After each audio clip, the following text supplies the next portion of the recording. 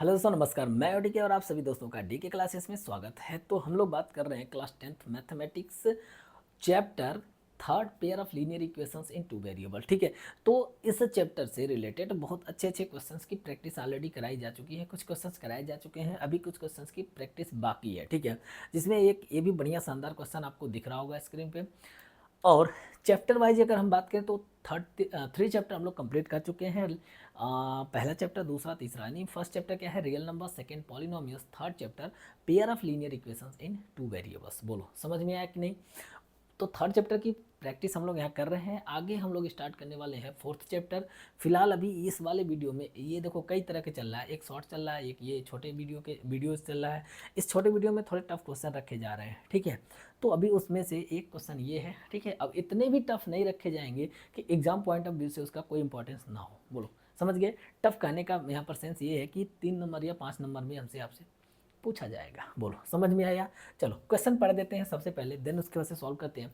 The area of rectangle gets reduced by 9 square units if its length is reduced by 5 units and the breadth is increased by 3 units. If we increase the length by 3 units and breadth by 2 units, the area is increased by 67 square units. Find the length and breadth of the rectangle. चलो इसको solve करने का तरीका क्या है। देखो solve लिखेंगे कैसे, एग्जाम में जैसे लिखना है उस तरीके से भी हम बात करते रहते हैं। देखो सबसे पहले हम मान लेंगे लेट लेंथ एंड ब्रेथ। अगर लेंथ एंड ब्रेथ की बात करें, ठीक है, लेंथ एंड ब्रेथ तो बी एक्स, आप उस तरीके से लिखते रहना, एक्स एंड वाई। ठीक है, या तो ऐसे कर लो, या तो सबसे बढ़िया शानदार तरीका ये रहेगा, काम पूरा लिखा भी जाएगा और आपको ज़्यादा लिखना भी नहीं पड़ेगा। क्या मान लो, एक्स एंड ब्रेथ मान लो, ब्रेथ क्या मान लो, वाई। ठीक है, पूरा इस तरीके से लिखा भी जाएगा। तो एरिया ऑफ रेक्टेंगल की बात करते हैं तो क्या हो जाएगा, एरिया ऑफ रेक्टेंगल की अगर हम बात करेंगे तो क्या हो जाएगा, लेंथ इंटू ब्रेथ। ठीक है, length into breadth area of rectangle हो जाता है। अब देखते हैं अकॉर्डिंग टू क्वेश्चन के अकॉर्डिंग हमसे क्या कह रहा है। जो कह रहा है वो कंडीशन हम सेटिस्फाई कराते चलते हैं, हमारा आंसर आ जाएगा। बोलो समझ में आया कि नहीं। देखो सबसे पहले हमसे क्या कह रहा है, हमसे कह रहा है कि the area of rectangle gets reduced by 9 square, कितने, 9 स्क्वायर यूनिट्स, कब, if its length is reduced by 5। Length किसको माने, एक्स। कह रहा है कि जब लेंथ को 5 यूनिट रिड्यूस कराया जा रहा है and the breadth is increase by 3 unit, और ब्रेथ को यानी वाई को कितने इंक्रीज कराया गया, 3, तो एरिया मतलब एक्स वाई, और ये क्या हो जा रहा है, ये भी रिड्यूस हो जा रहा है, कितने, 9। तो एरिया पहले एक्स वाई था, रिड्यूस हो गया मतलब 9 माइनस हो गया इसमें से। बोलो इतनी चीज़ समझे कि नहीं समझे। इसको सिंप्लीफाई सॉल्व कर लेते हैं। देखो ब्रैकेट ओपन करेंगे तो एक्स, पहले इसको इससे मल्टीप्लाई करेंगे, क्या मिलेगा, एक्स वाई, फिर से मिलेगा प्लस का 3x। ठीक है, माइनस के साथ y तो माइनस वाई, और माइनस इंटू प्लस तो क्या हो जाएगा, माइनस का 15 equal to x y minus 9।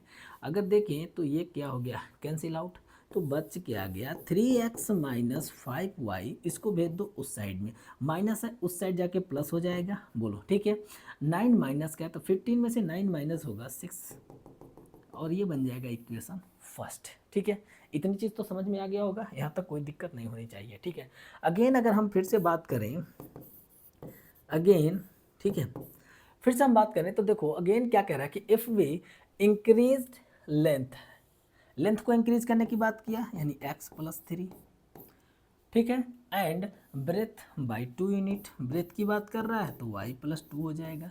बोलो समझे कि नहीं। Then the area is increase by 67। तो देखो लेंथ इंटू ब्रेथ को जब हम मल्टीप्लाई करेंगे तो एरिया मिलेगा। तो कह रहा है कि जो एरिया पहले थी एक्स वाई, अब वो क्या कर गई, इंक्रीज कर गई, कितने से, तो 67 से इंक्रीज कर गई। बोलो समझे कि नहीं।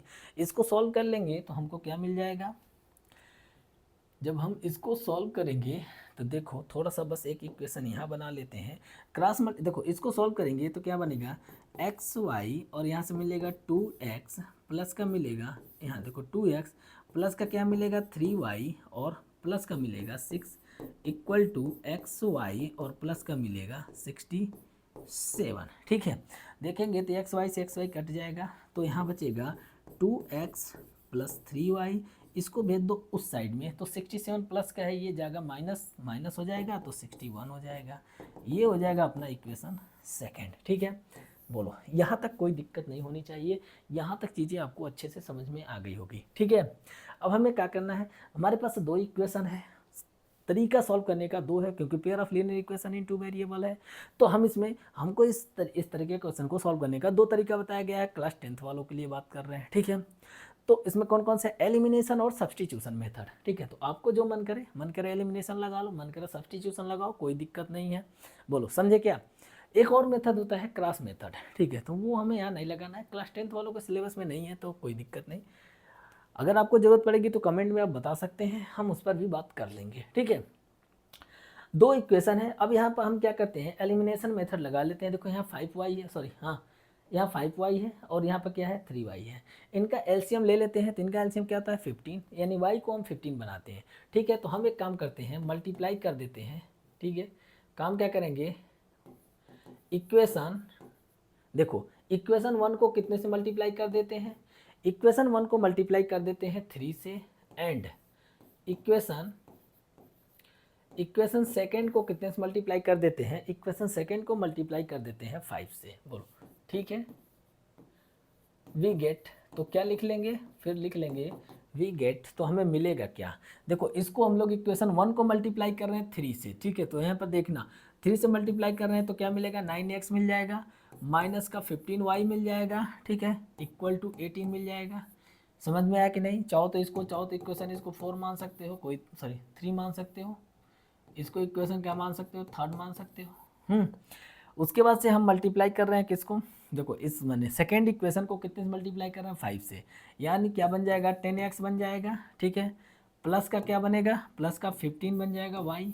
ठीक है, 5 से मल्टीप्लाई कर रहे हैं तो 5 1 जा 5 और 6 30, ये आ जाएगा। बोलो समझे कि नहीं, सीधा सीधा इसको क्या कर लेना है, ऐड कर लेना है। बोलो समझ में आया, जैसे ही इसको ऐड करेंगे तो ये देखो कट जाएगा, कट जाएगा। आपको किस तरीके से हम सॉल्व कर सकते हैं, बिल्कुल आपको नंबर पूरा मिलेगा, कोई डाउट नहीं है। ठीक है, देखो ऐड करेंगे तो यहाँ से इसको ऐड करेंगे तो 19x हो जाएगा, और इसको ऐड करेंगे तो कितना हो जाएगा 3, और यहाँ से हो जाएगा 2 3, यही होगा क्या, जी हाँ बिल्कुल ठीक है, हाँ यही होगा। अब देखते हैं ये कट जाएगा, कितने बार में कटेगा, 19 से इसको कट करेंगे तो कितने बार में, 19 1 जा कितना बचेगा, एक बचेगा। ठीक है, अगर देखें तो 9 का टेबल पढ़ो, 3 कितने बार, 9 2 जा 18, 9 3 जा 27, 9 4 जा 9 6 जा 6 टाइम में आ रहा है, यानी 16 टाइम्स में कट जाना चाहिए। ठीक है, 16 कम 16 9 100, नहीं नहीं 9 7 जा 7 जाएगा ना, 9 7 63, तो 9 7 जा यानी 17 टाइम्स में ये कटना चाहिए। चलो चेक कर लेते हैं, 19 7 133, 19 7 133, 133 का मतलब हो जाएगा 13 कैरी हो जाएगा। ठीक है, 19 7 133, ठीक है, अरे मल्टीप्लाई कर लेते हैं भाई, 9 7 63 हो जाएगा, 6 और 9 कम 9 6 15। ठीक है, 1 7 7 22 2 2 1 2 3, ठीक है भाई। हाँ हाँ, तो x इक्वल टू कितना हो जाएगा 17 हो जाएगा, x इक्वल टू क्या हो जाएगा 17। बोलो समझ में आया कि नहीं। उसके बाद से हम पुट कर लेते हैं x की वैल्यू किसी भी इक्वेशन में, put the value of x, क्या करेंगे, put the value of x, put the value of x, put the value of x in equation 1 में पुट कर लेते हैं। 1 अपना इधर है, x की वैल्यू 3 × 17, फिर उसके बाद क्या हो जाएगा माइनस का 5y इक्वल टू क्या बनेगा 6। ठीक है, इधर इसको भेज दो इस साइड में, इसको ले लो इस साइड में। ठीक है, तो देखो क्या बनेगा 51, इसको मल्टीप्लाई करोगे तो क्या मिलेगा 51, और ये माइनस का 6 हो जाएगा, इक्वल टू उधर जाएगा 5y। ठीक है, अब इसमें से माइनस करेंगे तो कितना बचेगा 45 बचेगा, यहाँ से मल्टीप्लाई करने देखो इसमें 51 में से 6 माइनस करेंगे 45 बचेगा, 45 बचेगा, और 45 को 5 से डिवाइड करोगे तो y की वैल्यू 9 आ जाएगा। ठीक है, थोड़ा सा ऊपर कर लेते हैं, अगर समझ में नहीं दिख रहा होगा तो अब आराम से दिख जाएगा। बोलो समझ में आया। ठीक है, क्वेश्चन क्या था, find the length and breadth. तो लेंथ क्या हो जाएगा, लेंथ हमने x मान रखा है, लेंथ हो जाएगा 17, लेंथ क्या हो जाएगा, लेंथ हो जाएगा 17, ठीक है, लेंथ हो जाएगा 17 और ब्रेथ हो जाएगा 9 और ये हो जाएगा अपना आंसर। बोलो इस तरीके से देखो, बढ़िया शानदार तरीके से मैंने एकदम आराम से समझाया है, पूरा टाइम लेकर समझाया है, ठीक है। इस तरीके से और भी अच्छे अच्छे क्वेश्चंस लेकर आएंगे, और भी अच्छे अच्छे क्वेश्चंस, थोड़े टफ लेवल भी थोड़े बढ़ाएंगे। फिलहाल अभी क्या है कि जो एग्जाम पॉइंट ऑफ व्यू से इंपॉर्टेंट है उसको भी हम बात कर रहे हैं, ठीक है, और थोड़े से लेवल और भी बढ़ाएंगे। तो बस, अगर आप नए हो तो चैनल को सब्सक्राइब कर लो, वीडियो को लाइक करो, शेयर करो, कमेंट में आपको किसी भी तरीके का कोई भी डाउट हो रहा है कमेंट में आप बता सकते हो। चलो मिलते हैं नेक्स्ट वीडियो में, तब तक के लिए धन्यवाद।